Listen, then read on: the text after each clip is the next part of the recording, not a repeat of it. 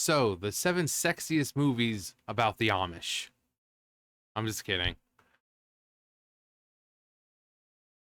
Rumor. Now, rumor. Grain of salt. May not be true, but if the game goes in the direction that we think it's going to go and how it should be going, this should most likely be the obvious next step. Rumor, next God of War game could finally see Sony Santa Monica take Kratos to ancient Egypt. He's taken on the Greek pantheon. He's taken on the Norse gods. Time to go for the Egyptian pantheon and kill some more gods.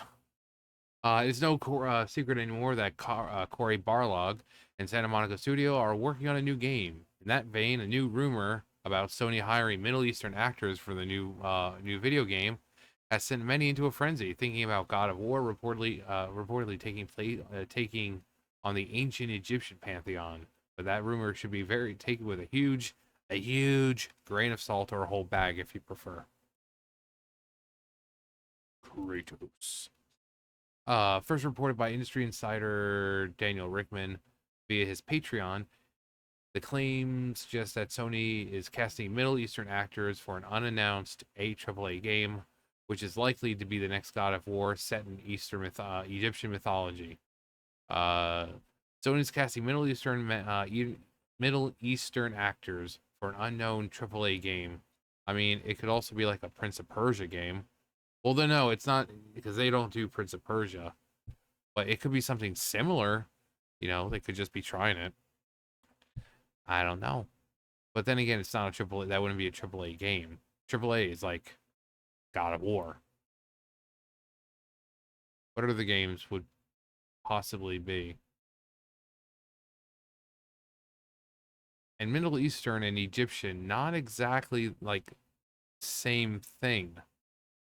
So I mean, India and all those places have their own gods. Uh, but yeah, I mean, maybe. Which is likely to be the next God of War that explores Egyptian mythology. I mean, it'd be pretty cool to see their take on like Anubis and Cyrus and Ra and Horus and all of them. While the rumor is unconfirmed by Sony, this kind of speculation isn't without some amount of support. The God of War introduced players to the Spartan demigod back, oh my god, 2005. God, I'm old. With its story of revenge and redemption, supported by action-packed gameplay and wonderful cinematics, and they all hold up well today, for the most part. Ultimately turning it into one of the most popular franchises ever in gaming. After leaving Greece, in search of atonement, the cursed warrior was nowhere to be seen until reincarnated within the north realm of Midgard. Interestingly, before settling on Midgard, the studio considered Egyptian mythology as a setting for the new God of War game. Yeah, like this is something that's like a long time coming. Like it just makes the most sense. I would love to see Kratos go to like ancient Japan, and deal with all the Japanese gods. That'd be really cool. Get to see like Orochimaru and all of them. Like how they're portrayed in mythology. Um, that'd be really cool. Director Corey about to say call him Corey Balrog. Corey Balrog once revealed that his initial pitch was Kratos wandering through a desert, lost in an unfamiliar land. I think the pitch I gave was that we wouldn't even know what was happening. So it was Kratos walking through the desert because we were in my mind still doing Egypt initially. Wind, sand blowing all over the place as he's kind of crawling through, and then he stands up over a dune and checks out this really fantastic ancient city. However, that didn't happen. Instead, players were treated to treated to a Facebook Messenger text adventure released ahead of 2018's God of War titled God of War, A Call from the Wilds. This served as an introduction to Kratos' son Atreus, providing the boy providing a character setting. Boy. Sorry, but he says it with love. He's a boy. The God of War reboot spawned further successful sequels, God of War Ragnarok and God of War Ragnarok Valhalla DLC, continuing and ultimately concluding the Norse story. Maybe the time has come for Santa Monica Studio to revisit the initial idea of ancient Egypt at this setting, as this setting. Yeah, it would make the most sense. Like I said, that or like I said, Japan. You know, when you come to think of places that have like, you know, the most gods to deal with, yeah, Japan would definitely be up there. Not to mention you'd have all not only the gods, but you have like the yokai that you can deal with. So I mean that would really, really be cool. And it'd be like Kratos, but like him and his son are just like wandering through ancient Japan and like, you know, he's only taking out the like now he's only really taking out the gods that he has to. He's not like in a frenzy anymore where he's like, oh, all of the gods.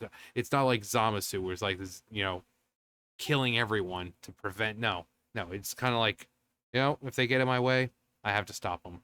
So like imagine him and his son just kind of like having fun with these yokai. You know, some of them are just like mischievous and friendly. Um, but then you have ones more like the Kappa, which, you know, if you know, who might try to take his son because, you know, that's what they do. Um, you know, so I can see Kratos bashing in some Kappa skulls. That'd be pretty cool. Um, Kappas aren't nice. They're not nice. But that'd be really cool. But ancient Japan would be really cool. But you know, Egypt would really, like I said, Osiris, and I would love to see their take on Anubis. That'd be really, really. I mean, their take on Hades was interesting. You know, not very human like we normally see him, all cool and calm and collected, or, you know, played by Ray Fiennes. No, this was like a monstrosity almost. So to take on Anubis, who's got the head of a jackal, that'd be really, really cool. I mean, Anubis is like one of the most obviously like one of the most iconic and most recognizable Egyptian gods, apart from, you know, just like Slifer the Sky Dragon, Obelisk the Tormentor, and the Winged Dragon of Ra. Uh, I draw a Pot of Greed. This card allows me to draw two more cards. Pot of Greed. What does it do? Uh,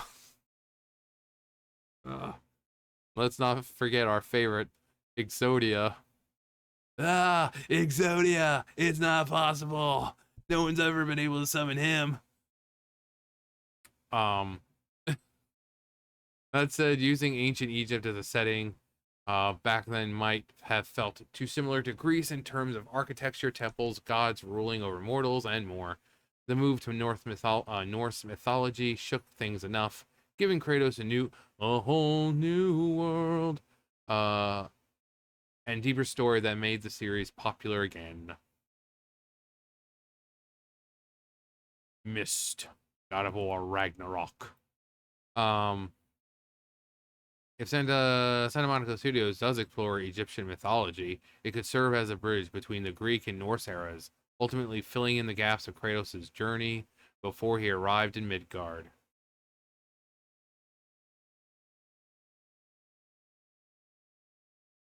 I need to read the comments. Time for a flashbang. Oh god. Narratively, the path forward is to have him go back to Greece and try to rebuild it to become a god worth worshipping. I'm not sure who the antagonist would be, but I think it's what Kratos would do following the end of Ragnarok and bring the series full circle. I don't know.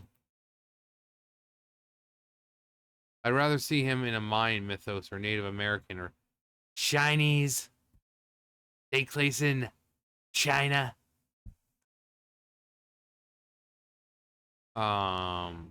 We already knew this. They teased this in the 2018 one. The God of War Ragnarok was made by Sweet Baby Inc., and therefore Santa Monica is a dead studio. They killed one of the most masculine characters in gaming history, and they all should be fired for every form of. I mean, so like I don't mind them, turning Kratos back into pretty much what he was. He was a family man. He had a wife. He had a daughter. And then he was kind of forced to kill him by Ares. So he was already a decent guy who took care of his family. And only after being, covered in the ashes of his loved ones did he take on this whole, moniker of God killer, or the God Slayer. So, seeing him go back to Greece and kind of try to reform with a son, a home, and try to settle down and have a normal life. Of course, it's not very God of War. I mean, it's God of War, not God of sunshine, rainbows, and settling into a life with my son, you know?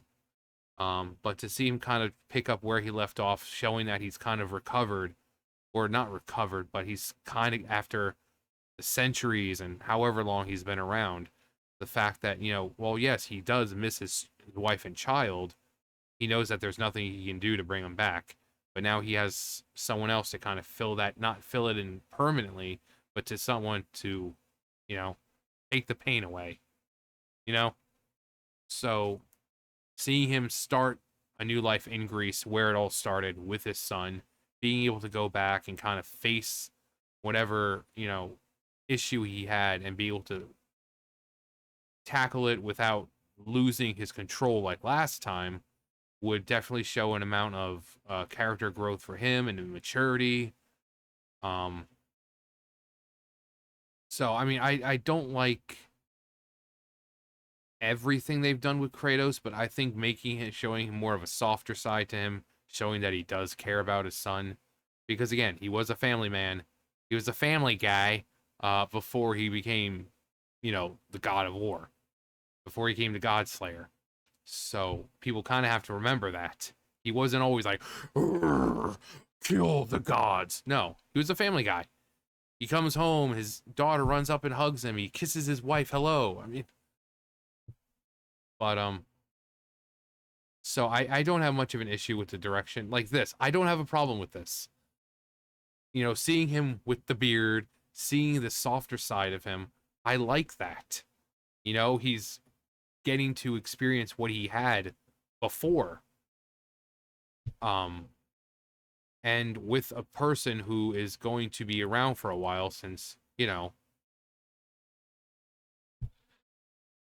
but yeah, I personally don't have a problem with that aspect. I just don't want him to be just constantly emasculated and, put in his place by the strong powered women. That's, he doesn't need that. This softer side of Kratos, that's what we can see. But we don't need, oh, strong, powerful woman putting him in his place. We don't need that. We don't need it. But this just a theory. A game theory. Thanks for watching. No, but yeah, it's just a theory right now. It may not happen, it may. We don't know. We just gotta wait and see. But anyway, let me know what you guys think. That's gonna do it for me. You guys know the drill. I'll see you guys later. Bye guys.